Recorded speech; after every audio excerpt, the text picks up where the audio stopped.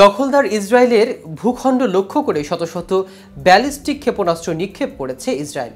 স্থানীয় সময় মঙ্গলবার সন্ধ্যায় গুরুত্বপূর্ণ কৌশলগত শহর জেরুজালেম এবং হাইফার পাশাপাশি পুরো ইসরায়েল জুড়ে আকাশে ইরানি ক্ষেপণাস্ত্র দেখা গেছে।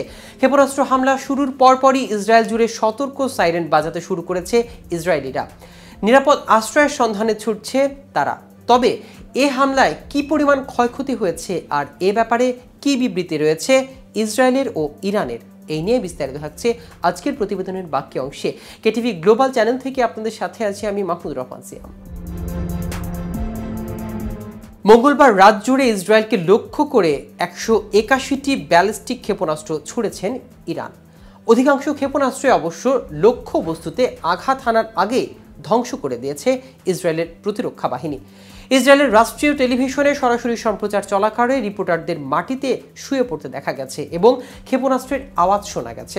এদিকে তেল আবিবের একটি সূত্র বলেছে, ইসরায়েলি নিরাপত্তা মন্ত্রিসভা বর্তমানে জেরুজালেমের একটি জরুরি বাসকারে লুকিয়ে আছে। ইসরায়েলের প্রতিরক্ষা বাহিনী দাবি করেছেন, এদিন ইসরায়েল ভূখণ্ড লক্ষ্য করে কমপক্ষে 180টি ক্ষেপণাস্ত্র নিক্ষেপ করেছে ইরান। এর মধ্যে বেশ কয়েকটি ক্ষেপণাস্ত্র ভূপাতিত করার দাবি করলেন। এ বিষয়ে বিস্তারিত কিছু জানায়নি দখলদার বাহিনী। এক বার্তায় সবাইকে সতর্ক থাকার আহ্বান জানিয়েছিলেন আইডিএফ। ইসরায়েলের স্থানীয় সেনা কমান্ডারের নির্দেশনা অনুসরণ করতে বলেছে।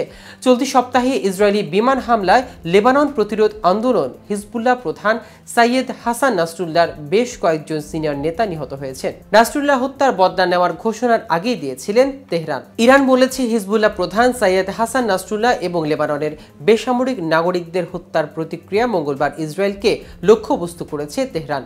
ইরানের আধা সরকারি তাসনিম বার্তা সংস্থা ইসলামিক রেভলিউশনারি গার্ড কর্পসের বরাত দিয়ে একথা জানিয়েছেন। তবে ইসরায়েল যদি ইরানের হামলা প্রতিক্রিয়া দেখায় তাহলে তারা আরও নিষ্ঠুর হামলা সম্মুখীন হবে বলে হুঁশিয়ারি উচ্চারণ করেছেন আইজিআরসি। এর আগে ইরান দখলদার ইসরায়েলে ব্যালিস্টিক ক্ষেপণাস্ত্র হামলা চালানোর প্রস্তুতি নিচ্ছে এবং যে কোনো মুহূর্তে হামলা চালাতে পারে বলে মঙ্গলবার আশঙ্কা প্রকাশ করেছিলেন মার্কিন যুক্তরাষ্ট্র। তবে এ ধরনের কোনো হামলা হলে তা তেহরানের জন্য গুরুতর পরিণতি বয়ে আনবে বলে সতর্ক করেছেন ওয়াশিংটন।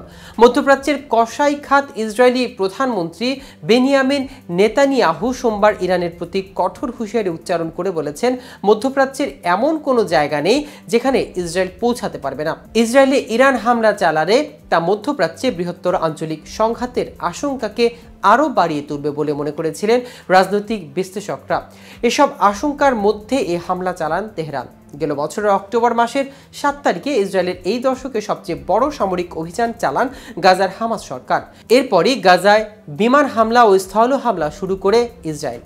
এই আগ্রাসনে 41,000-এর বেশি ফিলিস্তিনি নিহত হয়েছে, যাদের অধিকাংশই ছিল নারী ও শিশু। এছাড়া আহত হয়েছে 1 লাখেরও বেশি মানুষ। চলমান এই গণহত্যার প্রতিবাদে ইসরায়েলের বিরুদ্ধে অবস্থান নেয় ইরান, ইরাক, লেবানন ও ইয়েমেনের প্রতিরোধ আন্দোলনগুলো। এর জেরেই ইসরায়েলের সাথে সংঘাতে জড়াচ্ছেন দেশগুলো। তো দর্শক, আজ এ পর্যন্তই। সারা বিশ্বের নিত্য নতুন সকল আপডেট পেতে কেটিভি গ্লোবালের সাথেই থাকুন। ধন্যবাদ সবাইকে।